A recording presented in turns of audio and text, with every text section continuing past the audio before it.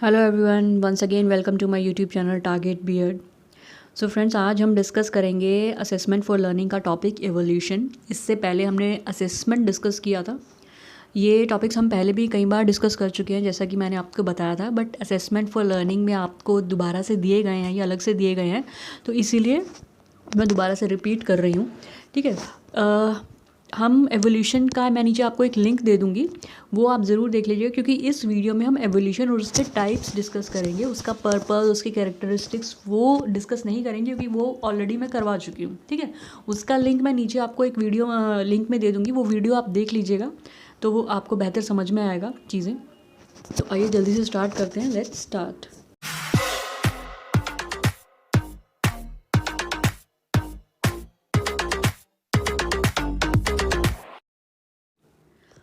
तो सबसे पहले देख लेते हैं एवोल्यूशन है क्या। Evaluation is a systematic process of determining to what extent instructional objectives has been achieved. देखिए, हमने अभी असेसमेंट पढ़ा था। असेसमेंट क्या होता है कि किसी भी चीज़ को, जब कोई भी टॉपिक आप करवा रहे हैं या कोई टॉपिक आप करवा चुके हैं, उसके बाद हमें उस चीज़ को जांचना है कि बच्चे को कितना समझ में आया है, कितना समझ में नहीं आया है, कहाँ पे इम्प्रूवमेंट की ज़रूरत है, हमारी स्ट्रेटजी ठीक जा रही है या नहीं जा रही है, वो सब जांचने के लिए हम असेसमेंट करते हैं। एवोल्यूशन क्या है? एवोल्यूशन आपका एक ब्रॉड टर्म है। ठीक है। एवोल्यूशन के अंदर एक ज़रूरी नहीं है कि हम किसी एक चीज़ को ही मापेंगे। एवोल्यूशन के अंदर हम पूरी पर्सनैलिटी, बच्चे की पूरी पर्सनैलिटी को मापते हैं। असेसमेंट क्या है? असेसमेंट सिर्फ एक पार्ट है एवोल्यूशन का। Evolution is a wider term, it is a systematic process, जिसमें हम हमारा जो ऑब्जेक्टिव है, ठीक है, वो ऑब्जेक्टिव हमारा अचीव हो रहा है या नहीं हो रहा है, वो एवोल्यूशन में करते हैं। बच्चे की ओवरऑल पर्सनैलिटी इंप्रूव हो रही है कि नहीं हो रही है। सिर्फ ये नहीं कि बच्चे के मैथ्स में मार्क्स अच्छे आ गए या साइंस में अच्छे आ गए या एकेडमिक्स में ठीक है। ओवरऑल पर्सनैलिटी, बच्चे का बिहेवियर कैसा है, बच्चा स्पोर्ट्स में कैसा है, बच्चा डांस में कैसा है, बच्चे की स्पीकिंग स्किल्स कैसी हैं। तो एक एक चीज़ बच्चे की हम जाँचते हैं एवोल्यूशन में, total overall personality. Evaluation is a systematic process of collecting, analysing, interpreting information to determine the extent to which peoples are achievement to which peoples have achieve the instructional objectives. Main चीज़ क्या है? जो भी हमारा objective है वो बच्चे ने अचीव किया है या नहीं किया है। ठीक है। हमारा मेन उद्देश्य क्या होता है कि बच्चों की ओवरऑल पर्सनैलिटी को इम्प्रूव करना। ठीक है। ना कि सिर्फ उसके मार्क्स अच्छे आए, ओवरऑल जो पर्सनैलिटी है। आजकल आप देखिए स्कूल्स में काफ़ी को करिकुलर एक्टिविटीज़ पे जोर भी दिया जाता है। ठीक है। एकेडमिक्स तो आप कर ही रहे हैं, लेकिन को करिकुलर एक्टिविटीज़ से क्या होता है? बच्चे की ओवरऑल पर्सनैलिटी एक उभर कर आती है।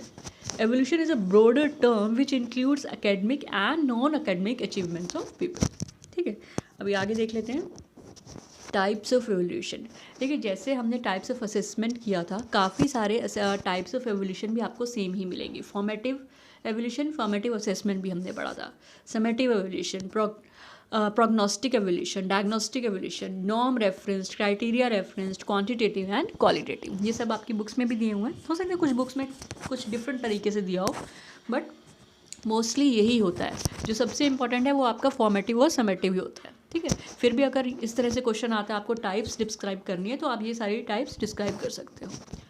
नेक्स्ट देख लेते हैं फॉर्मेटिव एवोल्यूशन। फॉर्मेटिव असेसमेंट जैसे हमने पढ़ा था, वैसे ही फॉर्मेटिव एवोल्यूशन भी होता है। This type of evolution is conducted during the process of teaching. जो टीचर पढ़ा रही है, उसी टीचिंग के प्रोसेस में अगर हम बच्चे को एवोलेट कर रहे हैं, हम बच्चे की रिकॉर्ड मेंटेन कर रहे हैं। जैसे बच्चा डेली क्लास में आता है, वो पंचुअल है कि नहीं, अपने पीयर ग्रुप में कैसा है, अपने फ्रेंड्स के साथ कैसा है, टीचर के साथ उसका बिहेवियर कैसा है, वो पूरा एक उसका एकेडमिक जो चार्ट है वो teacher side by side note करते रहते हैं। तो वो बच्चे को एक उसका जो फाइनल रिपोर्ट कार्ड बनता है, उसमें वो सारी चीज़ों को मिला के उसका बच्चे का एक फाइनल रिपोर्ट कार्ड बनता है कि बच्चे की ओवरऑल पर्सनैलिटी कैसी है, बच्चे में कितना इम्प्रूवमेंट आया है। So its purpose is to provide continuous feedback to the students and the teacher. This helps in making changes in the instruction process of if requires.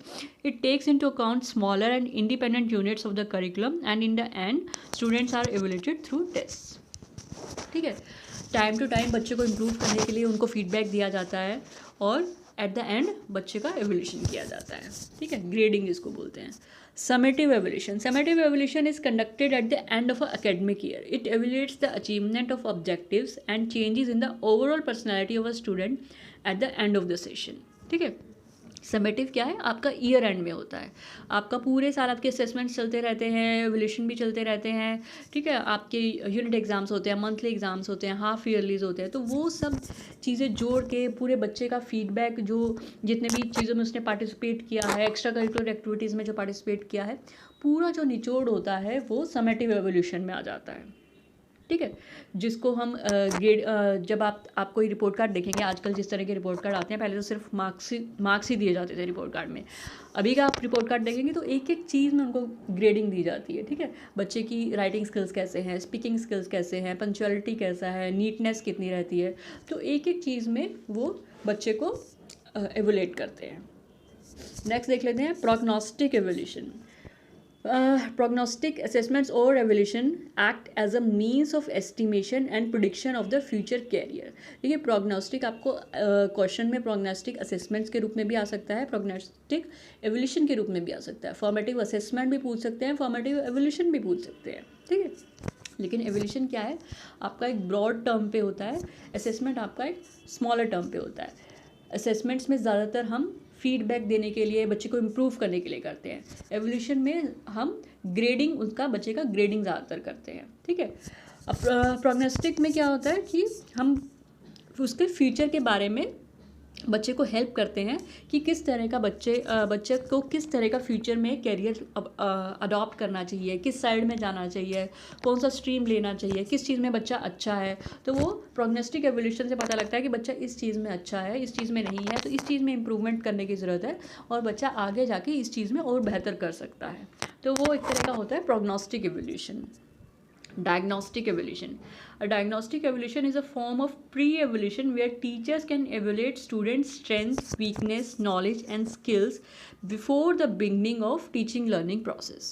ठीक है, जब भी हम कोई प्रोसेस स्टार्ट करने जाते हैं, टीचिंग लर्निंग का प्रोसेस स्टार्ट करने जाते हैं, तो उससे पहले टीचर जांचता है बच्चों को कि बच्चों का लेवल कितना है, बच्चों को कितना समझ में आया है, बच्चों को ऑलरेडी कितना पहले से आता है और उनको कहाँ से स्टार्ट करने की ज़रूरत है, किस लेवल से उनको आगे ले जाने की ज़रूरत है, ठीक है, हम पहले जांचेंगे कि बच्चों का लेवल क्या है, उसके बाद ही हम अपनी टीचिंग स्ट्रेटजी बनाएंगे।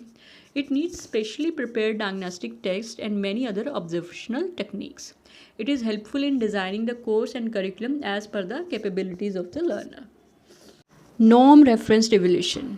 नॉर्म रेफरेंस्ड एवोल्यूशन जैसे हमने असेसमेंट में पढ़ा था, वैसे ही नॉर्म रेफरेंस्ड एवोल्यूशन भी है। It is based on comparing the relative performances of students either by comparing the performance of individual students within the group being tested or by comparing their performance with that of others of similar age।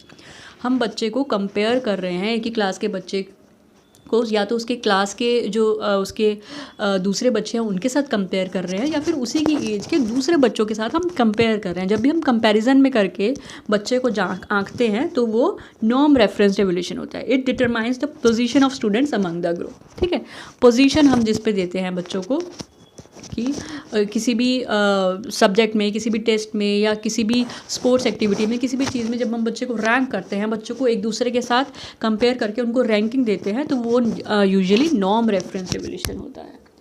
Criteria referenced evaluation. Criteria referenced evaluation describes an individual's performance in comparison to a fixed performance standard. हमको एक criteria set कर देते हैं, उस criteria के base पे ही हम बच्चे को जांचते हैं कि हमने क्राइटेरिया सेट कर दिया कि 100 में से इतने वाला ही पास होगा या 100 में से इतने वाला ही किसी भी पर्टिकुलर असाइनमेंट के लिए या प्रोजेक्ट के लिए एलिजिबल है। तो वो क्राइटेरिया अगर बच्चे ने अचीव कर लिया तो वो दैट मीन्स कि वो उसने टेस्ट पास कर लिया, ठीक है। इसमें हम दूसरे बच्चों के साथ कंपेयर नहीं कर रहे हैं। It describes the accuracy of the performance of a student, that is how well the individual performs in respect to a specific standard. In other words, it is like judging the performance of a particular student against a prefixed standard, ठीक है। Usually क्या होता है, assessment में हम जज नहीं करते हैं बच्चों को, उनको ग्रेडिंग यूजुअली नहीं देते हैं। हमारा मेन उद्देश्य रहता है उनको इम्प्रूव करना। एवोल्यूशन में यूजुअली वो तो हम कर ही रहे हैं, इम्प्रूवमेंट साथ साथ कर ही रहे हैं, साथ साथ हम उनको ग्रेडिंग भी कर रहे हैं, उनको उनका आंकलन भी कर रहे हैं, उनको एवैल्यूएट भी कर रहे हैं, ठीक है। Quantitative evaluation. Quantitative evaluations are using scientific tools and measurements, the results can be measured और काउंटेड। क्वांटिटेटिव क्या है, जिसको हम मेजर कर सकते हैं। Techniques used for quantitative oral, written और परफॉर्मेंस टेस्ट। कभी हम बच्चे को ओरली उनका टेस्ट लेते हैं या रिटन टेस्ट लेते हैं या किसी भी तरह का टेस्ट लेते हैं, उसमें हम उनको नंबर्स के थ्रू हम उनको जज करेंगे। उसको जैसे आपने मार्किंग स्कीम जो भी हम देते हैं वो क्या होता है, क्वांटिटेटिव एवल्यूशन होता है, ठीक है।